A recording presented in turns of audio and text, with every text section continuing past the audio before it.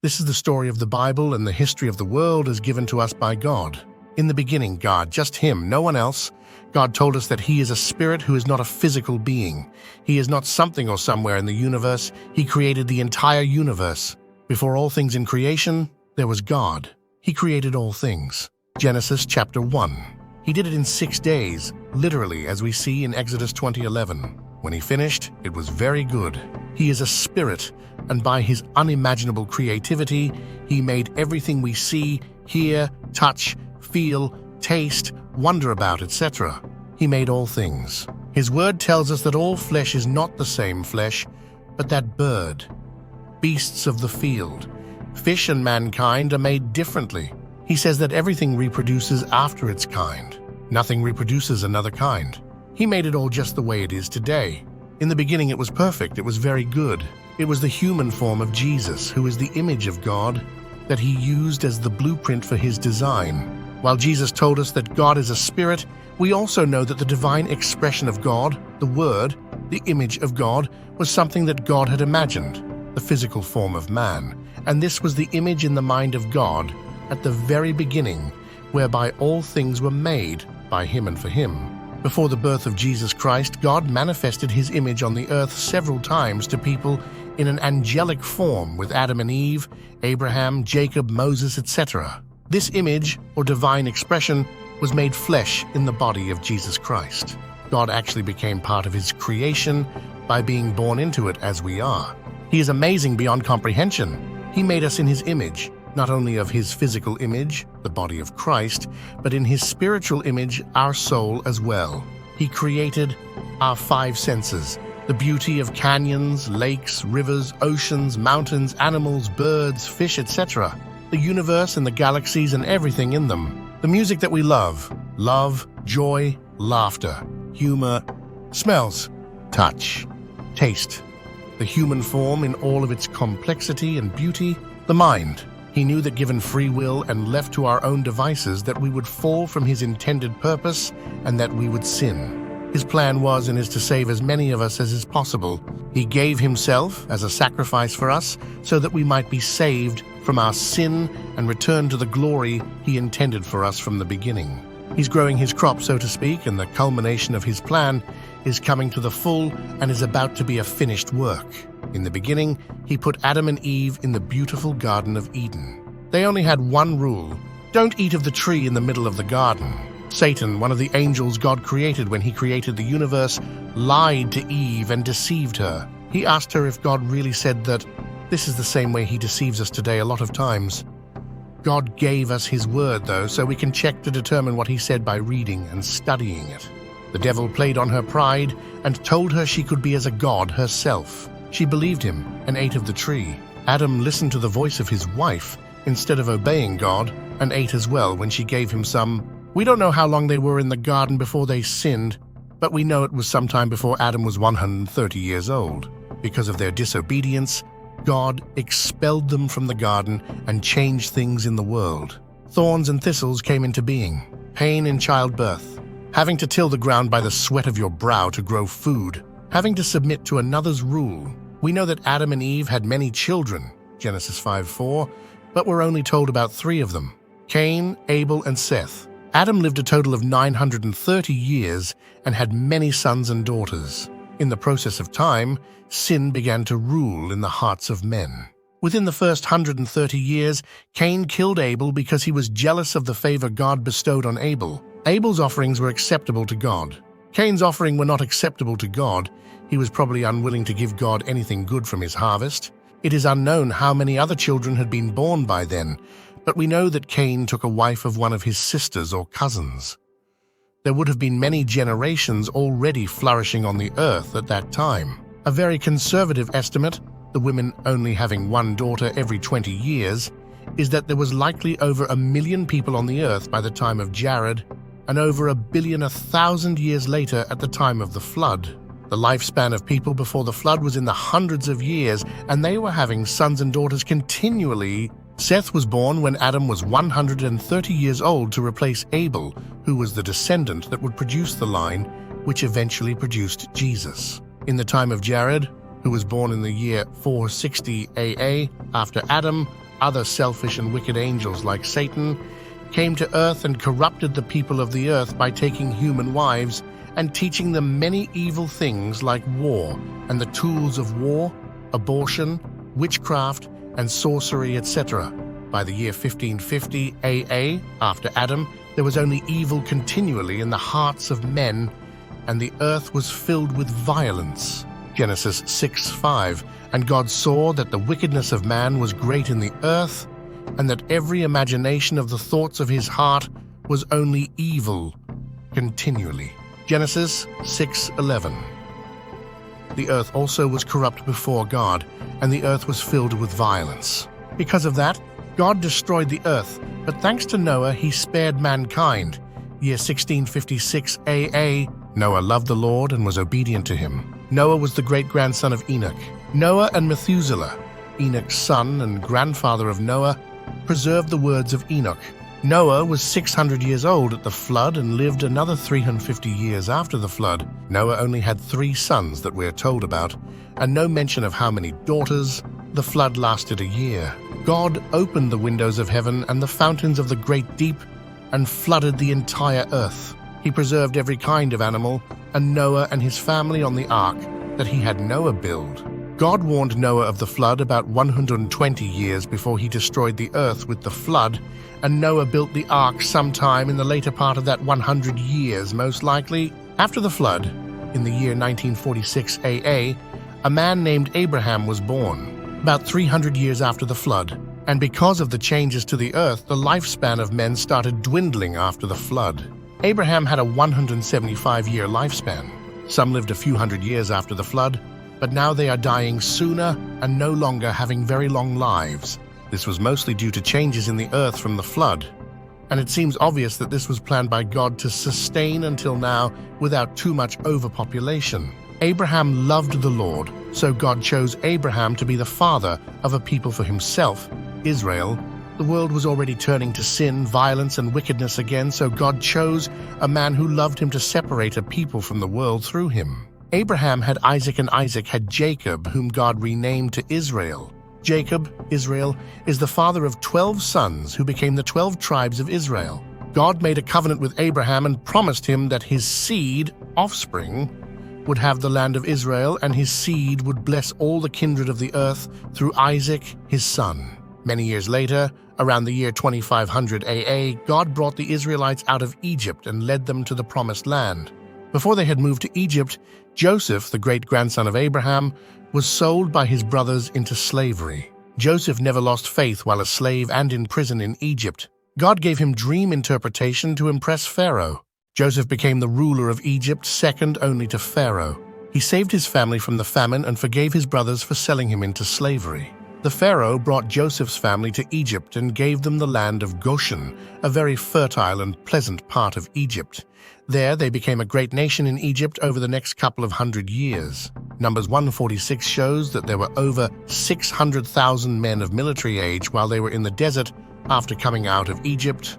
When you factor in the elderly, women and children, and the tribe of Levi, there would have been at least a couple million of them easily. During the time in Egypt, they were enslaved by the Egyptians, which God allowed because Israel worshipped the false gods of Egypt. Joshua 24:14, Now therefore fear the Lord, and serve him in sincerity and in truth, and put away the gods which your fathers served on the other side of the flood, and in Egypt, and serve ye the Lord. But God had mercy on them, and God used Moses to lead the Israelites out of Egypt. The power of God bringing them out was awesome. He sent many plagues against Egypt so they would give up and let the Israelites go. God opened up the Red Sea with walls of water on both sides so the Israelites could cross, and then collapsed the water on the Egyptians behind them. Later, when Moses was on the mountain with God, getting the law and the 10 Commandments, the people turned to worshiping a false god, a golden calf.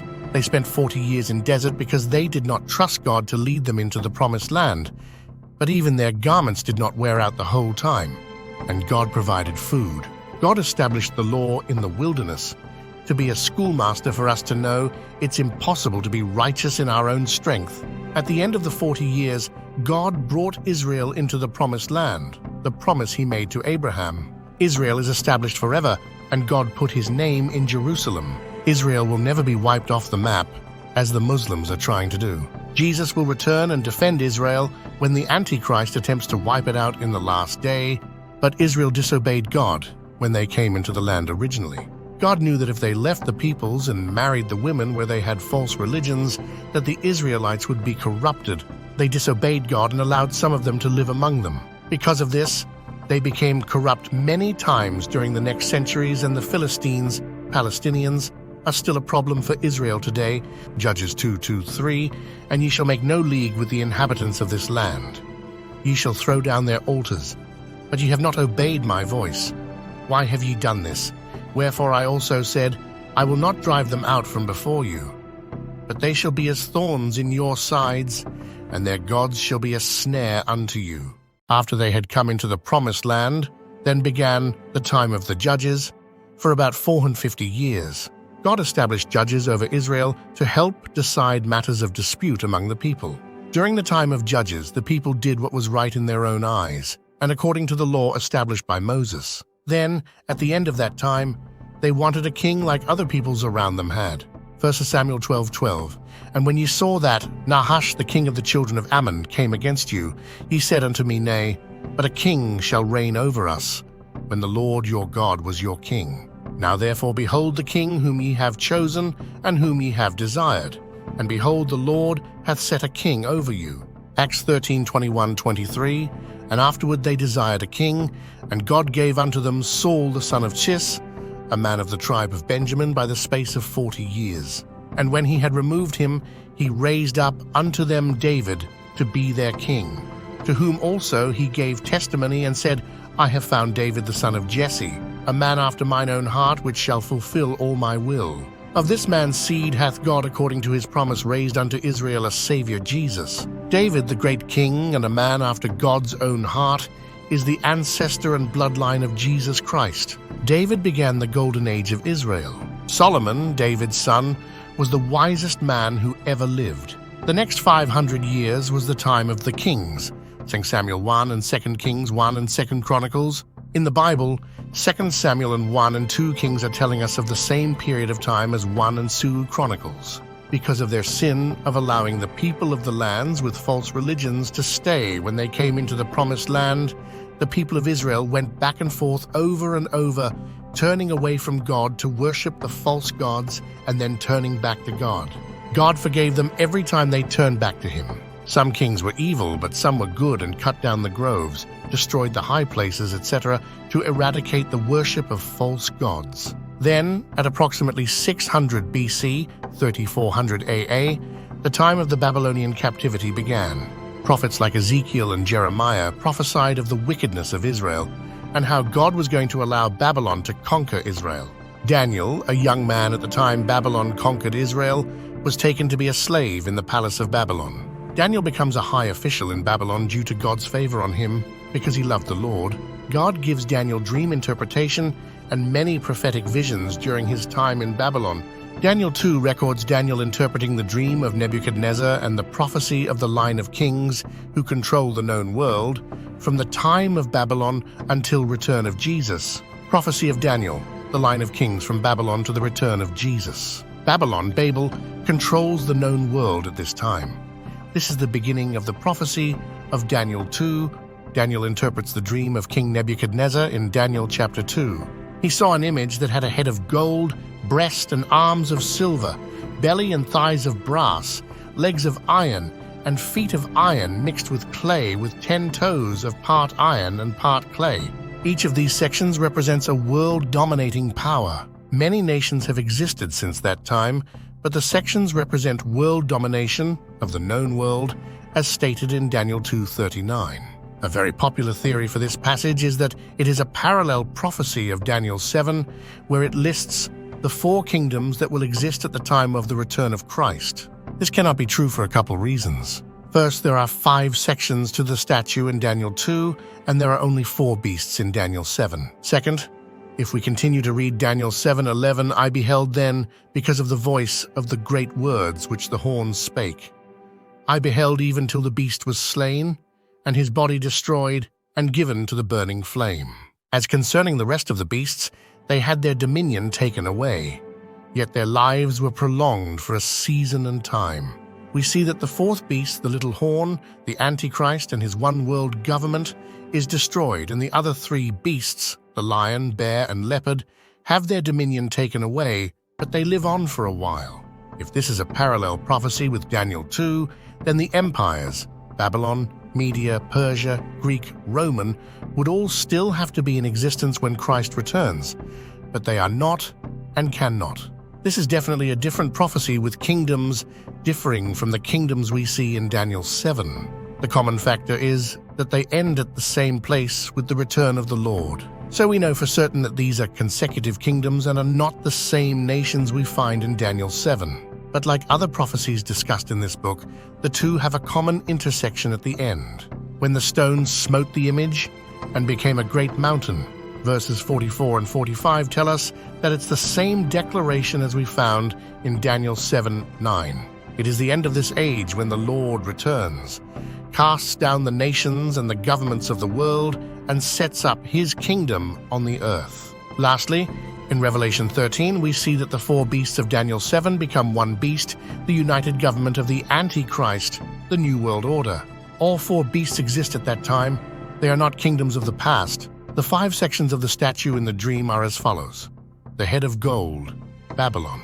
Babylon ruled until the Medes and the Persians conquered Babylon in 539 BC. Silver, Media, Persia.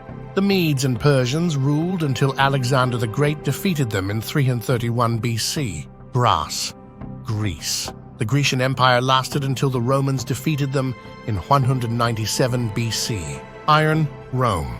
The Roman Empire lasted about 500 years until it decayed from within and was overrun by barbarians around 300 AD.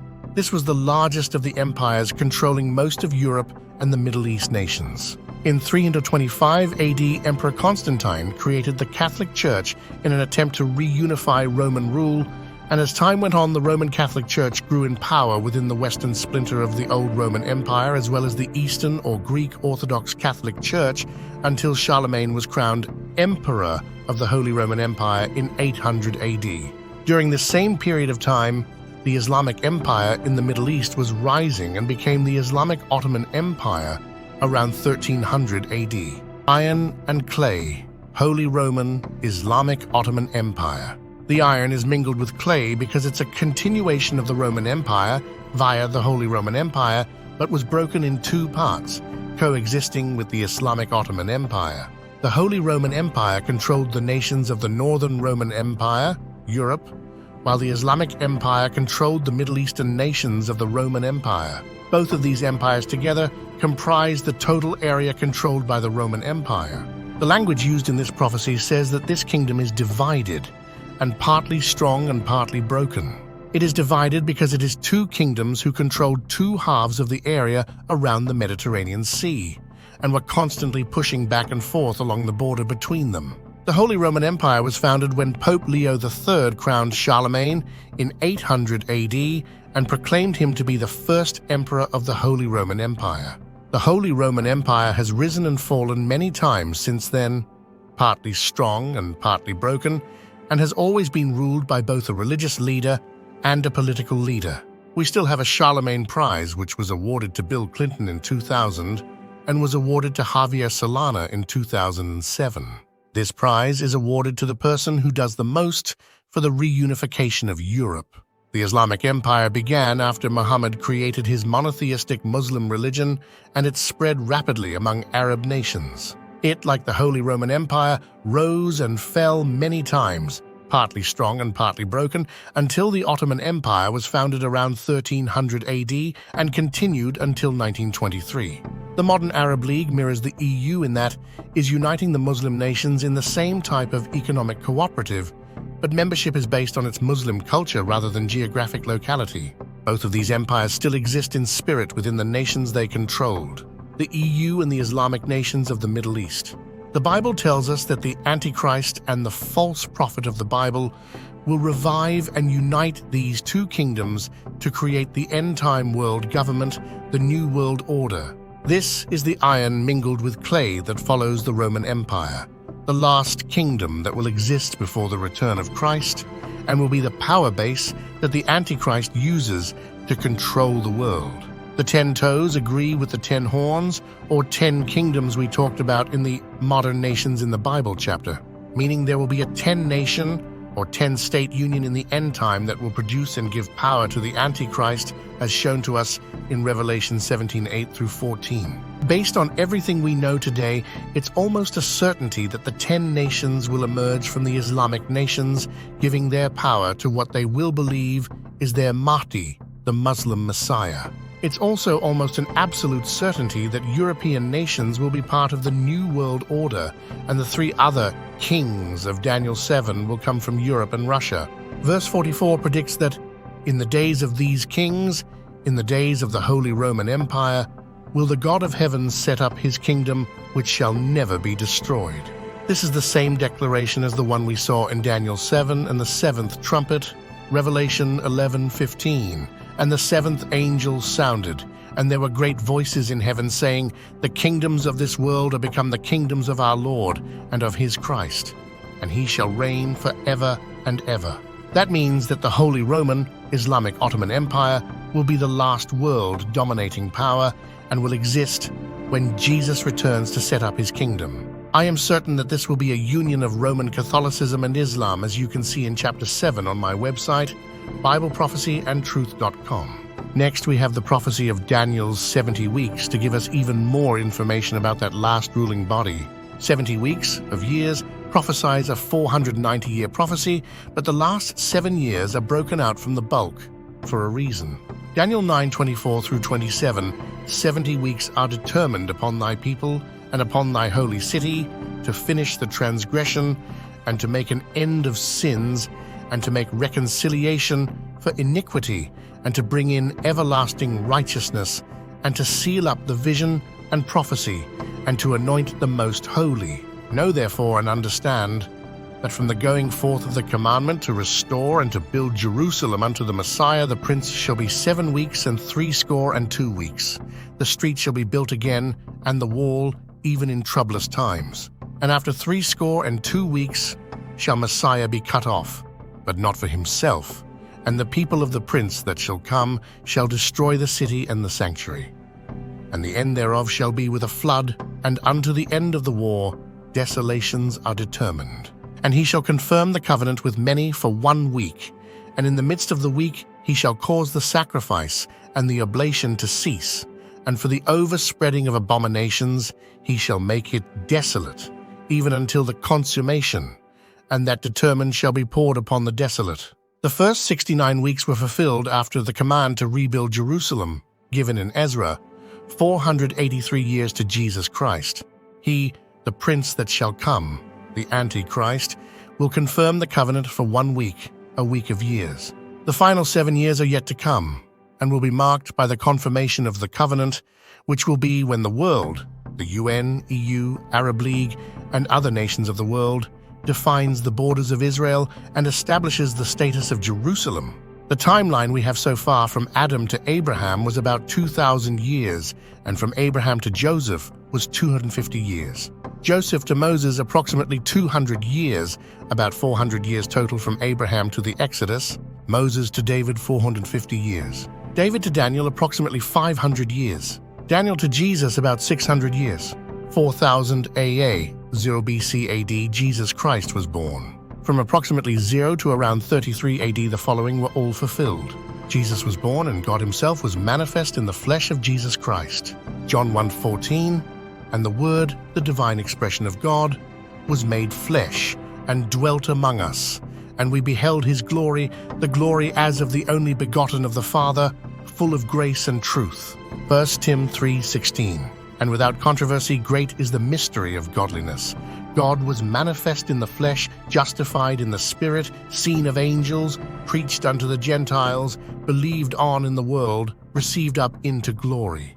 The Jews didn't like what Jesus taught and preached, so they killed him. He died sinless but was tempted just as we are. He paid the penalty for our sin and died in our place so we can live into eternity with him. He rose again after 3 days. He spent 40 days with the disciples and taught them many things, of which only some is shown to us in the New Testament epistles. He was seen by hundreds of people and confirmed to be risen from the dead. 1 Corinthians 15:4, and that he was buried, and that he rose again the third day, according to the Scriptures, and that he was seen of Cephas, then of the 12. After that, he was seen of above 500 brethren at once, of whom the greater part remain unto this present, but some are fallen asleep. After that he was seen of James, then of all the apostles. And last of all he was seen of me also, as of one born out of due time. He was then taken up into heaven, and is now the right hand of power of God, where he is the body of God, the image of the invisible God, the express image of God's person. Luke 22:69. Hereafter shall the Son of Man sit on the right hand of the power of God. Mark 14:62. And Jesus said, I am, and ye shall see the Son of Man sitting on the right hand of power, and coming in the clouds of heaven. Colossians 2:9. For in him, Jesus, dwelleth all the fullness of the Godhead bodily. 2 Corinthians 4:4. Christ, who is the image of God. Hebrews 1:3. Jesus is the express image of his, God's person. Colossians 1:15. Jesus, who is the image of the invisible God. The next thing in the timeline is in 70 AD, where Jerusalem and the temple are destroyed, as prophesied by Jesus. Matthew 24:1. And Jesus went out and departed from the temple, and his disciples came to him for to show him the buildings of the temple. And Jesus said unto them, See ye not all these things? Verily I say unto you, there shall not be left here one stone upon another that shall not be thrown down. Then we have John imprisoned on Isle of Patmos for his faith in Jesus. There, John was given the visions of Revelation, the revelation of Jesus Christ. Jesus is the mystery of God, therefore his revelation is monumental. John is told of the things which must shortly come to pass. In 325 AD, the world saw the inception of the Catholic Church, which is almost a certainty to be the opening of the first seal in Revelation 6. And finally, the remaining seals and trumpets and prophecies of the last days, including Daniel's 70th week, 2,000 years from Adam to Abraham, 2,000 years from Abraham to Jesus, 2,000 years from Jesus to now, the last day, 2,000 years after Christ, now, the time of the Antichrist and false prophet. The final week of Daniel's 70 weeks. The whole world will be fooled by the false prophet doing miracles in the sight of men. The wrath of Satan, the Great Tribulation. Islam, the coming one-world religion of the Antichrist, hates Jews and Christians and will hunt down and kill all Jews and Christians during the last 3.5 years. Jesus returns and treads the winepress of the wrath of God. He will take his people to be with him first, in the clouds. The bowls vials, the wrath of God, are poured out to destroy them that destroy the earth. He destroys the Antichrist and false prophet. Jesus sets up his kingdom on earth with us to rule and reign with him for 1,000 years. Many people die during the wrath of God, but there are some left after his wrath is finished. After the 1,000 years is finished, the devil is destroyed along with the remaining wicked people who follow the devil, and Judgment Day comes. 7,000 years total, including the final millennium. The full plan of God to bring us to the next new beginning. Eternity with God where we live with him forever. A brand new universe and a brand new earth, all for us to enjoy for eternity. Revelation 21:3. And I heard a great voice out of heaven saying, Behold, the tabernacle of God is with men, and he will dwell with them, and they shall be his people, and God himself shall be with them and be their God. And God shall wipe away all tears from their eyes, and there shall be no more death, neither sorrow nor crying, neither shall there be any more pain. For the former things are passed away.